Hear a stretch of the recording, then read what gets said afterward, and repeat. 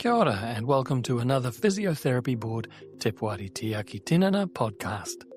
This episode is one of a series of short podcasts from a recent conversation between Board Te Poari professional advisor Damon Newrick and Jessie Snowdon. Jessie is a physiotherapist and the founder and director of On the Go Physio. She graduated from Otago University in 1998 and has worked in Christchurch, Edinburgh and London in a variety of roles. Jessie has experience working with people with a range of neurological, orthopaedic and age-related conditions and is passionate about improving patient and carers' safety through the delivery of effective moving and handling training and education. This extract explores the complexities of providing safe and effective physiotherapy in aged care. There are more bite-sized extracts from this conversation in our podcast feed, which you can subscribe to wherever you normally find your podcasts. Consent, informed consent and communication go hand in hand. And communication, role 3, talks all about communication within the competencies. That I think probably in, like other areas of physiotherapy, but more so you may be dealing with families and the families sort of saying, well, why aren't you why aren't you doing falls prevention with this person? And they're advanced. They're in an advanced state of either in palliative care or similar. Yes. Yep. And families often just say exercises. And I've had one at the moment where the family just wants more exercises for their incredibly poorly balanced, physically unstable parent with advanced dementia, who I've actually asked the staff to stop walking with him because the risk to the staff, which is another aspect, when you're a physio in aged care, you are resident-centred, but you also have a health and safety hat on, which I think isn't appreciated sometimes. Yep. And we have a responsibility that our care plans have to actually be safe. And often in aged care, the workforce are often female and often immigrant, and they are at the highest risk of musculoskeletal injury from moving and handling. And you see what sometimes they are asked to do, and it's often pressure from families, or no one at any stage has said, that person's actually no longer safe to walk or to use a standing hoist. And the risk to the staff is huge. So I think you've got, sometimes you have a tension between rehab of a person and safety for the staff. Yep. And you have to look at your obligations. And sometimes physios who aren't used to aged care will come in on this resident must be walked for their quality of life or for their rehab potential. But actually, we've also got a responsibility to keep people safe. As well. So it's a really interesting discussion. Back to the framework. Safety sits in there of providing safe care and safe treatment, safe assessment. Yeah. As you said, it's not just for the patient or kiritaki. It needs to be able to be safe for everybody. And that falls often, as you said, it often falls under different legislation. Yes, very much. To us. They're in their workplace and they have a legal right to be safe. Yeah. And we have to be very mindful that we are not treading on that. And sometimes we're advocating. We're doing completely the opposite. We're strongly advocating and having to go back to family, or to the employer and saying they are no longer safe on the standing hoist because of the risk. Standing hoist is often the risk to the resident rather than the staff, but different bits of equipment, they aren't safe. Or again, promoting or advocating for the right equipment for someone to be used. So staff that don't have enough sliding sheets to move someone safely. And so that becomes a role. That physio and aged care role is really different. And I think if you haven't worked in it, it's a bit of when I have a new staff member trying to orientate them, it's full on because there's so much. There's so much more than I think I ever knew as an undergraduate. And certainly appreciated it as an undergraduate and having come to it much later in my career, learning the steep curve and trajectory.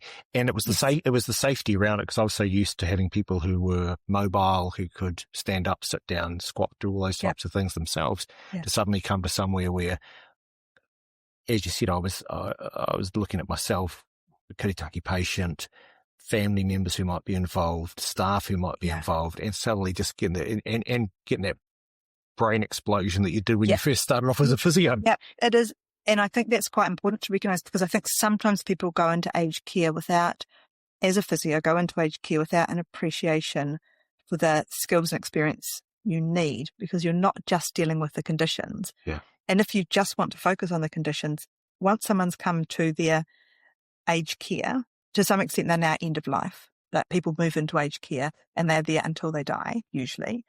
You need to know a little bit about orthopaedics, a little bit about oncology, a bit about respiratory. You need some medical inpatient type background. You need some neuro. You need some moving and handling. I've got seating and wheelchair background, which is incredibly helpful. You need to know about positioning. You don't have OTs in aged care, so you have to start getting a bit of an understanding around that aspect of things. Yeah. Pressure injury relief, understanding what toileting options there are, what the different commodes are. So it's a really full job. Yeah. Then you've got to manage a caseload that's too big for the time you've got allocated. And that's what I found coming into it not long before I started here, was looking at with position statement that became the standard physiotherapist practicing in a defined field, which says, listen, we can do so many different things. We have, the sky's the limit as to what we can do. Yeah. But you have to have training, you have to have knowledge, you have to have a CPD plan to back that up. Yeah. As you said, if we look in just those areas that you covered, it's a lot. If you're coming into a new area, that's a lot to be covering, and to look at then that standard and say, well, this is what I need to do. And because it's all about kiritaki safety, it's all about patient safety, and as a consequence, our safety of the staff, etc. Yeah, it's a huge role in aged care. I'm really proud to work in aged care, and I'm really proud of my team. My team is made up of very experienced people, who have done at least some of that list that I went through. And we did the 2020 something, the PNZ guidelines for working in aged care. Yeah. And that was a difficult document to pull together to try and bring out what was the scope. But we did come up with a list of what people really need. And I think if you are a physio considering working in aged care, it's a good self-audit tool to hold that up and go, actually, where am I going to need more support to do this role well? And also those guidelines were written for managers of aged care, because what we would like to see is the managers of the aged care facilities being more clear about the experience that they expect of physios who are accepting those contracts. Yeah. So that was what that and it's a good document. It's still floating around on the PNZ website. Yeah. Awesome. We're just coming up to Code of Ethics being relaunched. Yeah. With hopefully with some amendments.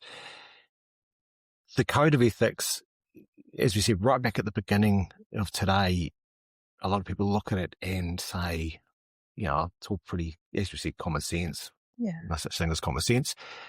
But I think that beautiful example of providing safe care and how that actually looks within the space of older adults is a really good example, because all too often we read those sentences and don't know what it means within our own practice. It's hard to relate to that, provide safe care. And I think the way that you've related that back to what does it look like for kiritaki, what does it look like for family, for staff, is just so important.